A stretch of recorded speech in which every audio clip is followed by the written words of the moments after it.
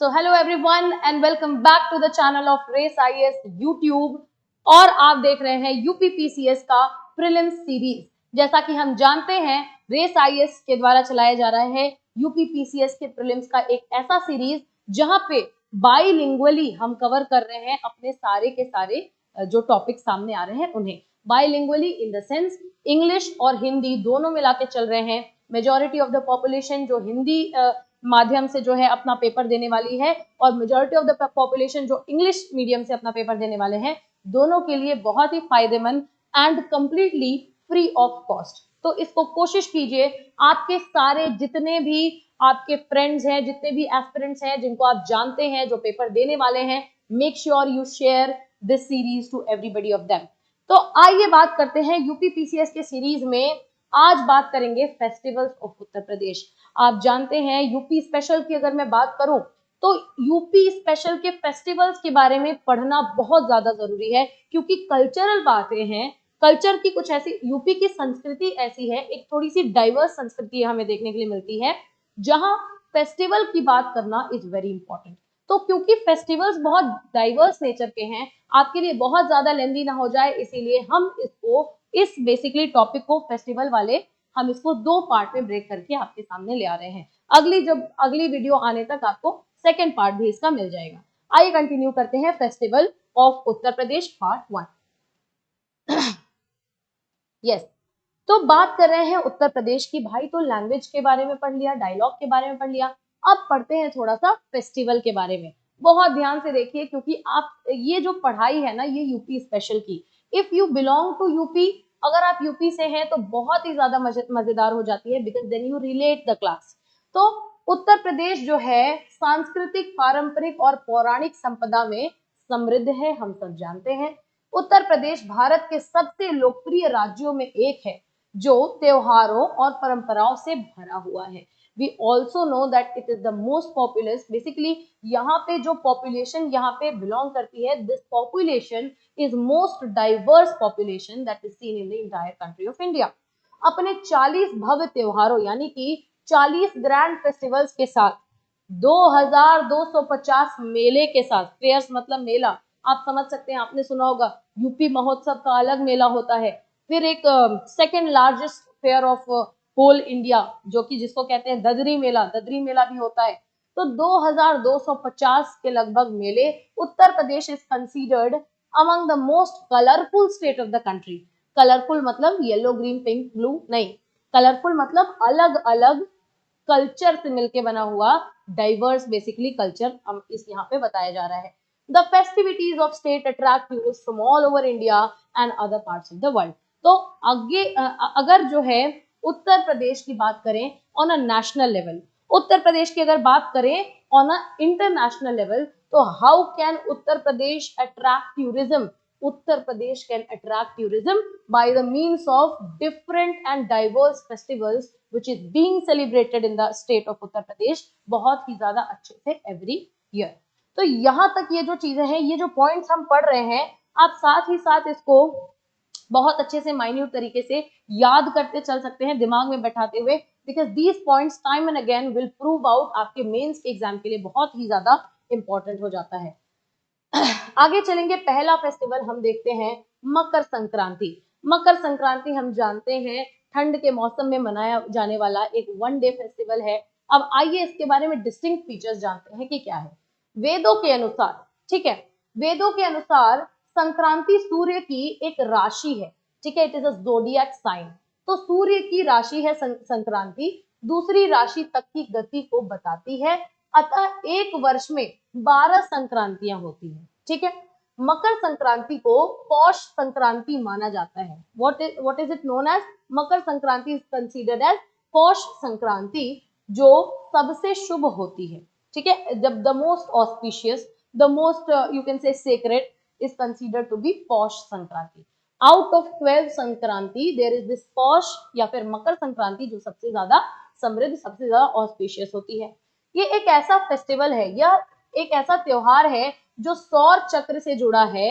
इस त्योहार के दौरान लोगों को जल्दी यानी कि सूर्योदय से ठीक पहले जल्दी उठना चाहिए, स्नान करना चाहिए और ताकि दिन की शुरुआत बेसिकली आपकी पॉजिटिव हो, शुभ हो, सकारात्मक हो। ये भी माना जाता है कि नहाने के पानी में थोड़ी सी मात्रा में तिल या तिल के बीज को मिला ले। बेसिकली तिल या सेसम सीड्स की बात कर रहा है। अगर आप उसको अपने बाथिंग वाटर में मिलाते हैं तो जिसमें सकारात्मकता का संचार होता है, यहाँ बेसिकली ये पॉजिटिविटी आपके लाइफ में रेगुलेट करने का काम करता है। ऐसी कुछ मान्यता है इस फेस्टिवल के पीछे।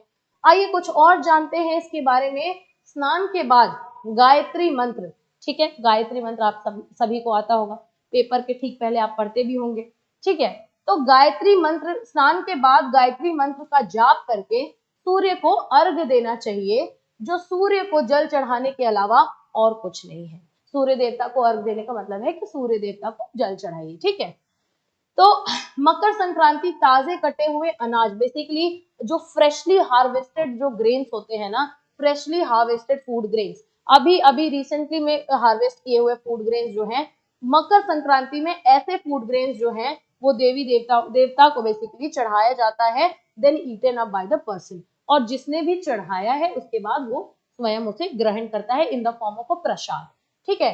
आयुर्वेद का ये मानना है कि इस दिन खिचड़ी खाने से, eating khichdi on this day since it is a light and easily digestible dish, यानी कि आयुर्वेद का ये मानना है कि इस बेसिकली पर्व पे खिचड़ी खाने से बहुत ही ज्यादा एक अच्छा माना जाता है इसको। वाई? बिकॉज आपने अभी सेसम सीड्स का कॉन्सेप्ट पढ़ा, तिल के तेल या फिर तिल के बीज का कॉन्सेप्ट पढ़ा, आपके शरीर में सकारात्मकता बेसिकली संचार हो रही है और पॉजिटिविटी रेगुलेट हो रही है। इसी के साथ खिचड़ी जो है इजीली डाइजेस्टेबल खाना हो जाता है, so it makes your body very light at that point of time.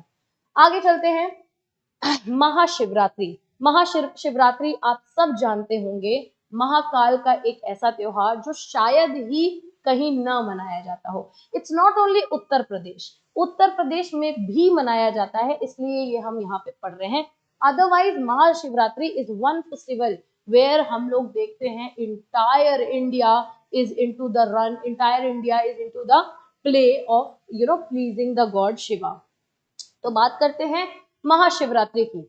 प्रत्येक चंद्र मास का 14वां दिन या अमावस्या के से एक दिन पहले शिवरात्रि के रूप में जाना जाता है।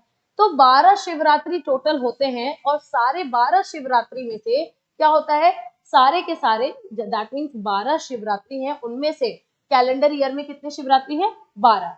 तो इनमें से महाशिवरात्रि एक ऐसी शिवरात्रि होती है, फेब्रवरी मार्च के टाइम होती है, and of the most holy and spiritual significance. यानी कि कह रहा है शिवरात्रियों में एक शिवरात्रि फरवरी मार्च में आने वाली महाशिवरात्रि सबसे पवित्र और आध्यात्मिक महत्व वाली होती है। इसी के साथ इस रात में ग्रह का उत्तरी गोलार्ध, ठीक है, बेसिकली क्या कह रहा है, प्लैनेट का नॉर्दर्न हेमिस्फीयर जो है वो विजिबल होता है in such a way that there is a natural upsurge of the energy in the human being. आप देख सकते हैं कि ये जो फेस्टिवल्स मनाए जा रहे हैं ना, इनके पीछे साइंटिफिक रीजंस भी जो हैं, बहुत चुनिंदा साइंटिफिक रीजंस जो है दिए जाते हैं। तो बेसिकली इस प्रकार दिखाई देता है कि मनुष्य में प्राकृतिक रूप से ऊर्जा का उभार होता है। This is about Mahashivratri. आगे चलेंगे, महावीर जयंती। आप सभी जानते हैं महावीर जयंती एक ऐसा फेस्टिवल है जो कि ओरिजिनेट हुआ था जैन धर्म से, लेकिन आज के डेट में तकरीबन अगर देखा जाए ऑल द पीपल, यूपी की अगर मैं स्पेसिफिकली बात करूं तो इंक्लूडिंग हिंदूज भी महावीर जयंती जो है सेलिब्रेट किया करते हैं। तो जैन परंपरा और धार्मिक लिपियों के अनुसार भगवान महावीर का जन्म जो है वो चैत्र माह के 13वें दिन हुआ था। कब हुआ था, चैत्र माह की, बेसिकली वो कौन सा, 13th day of Chaitra month which is in the Hindu calendar.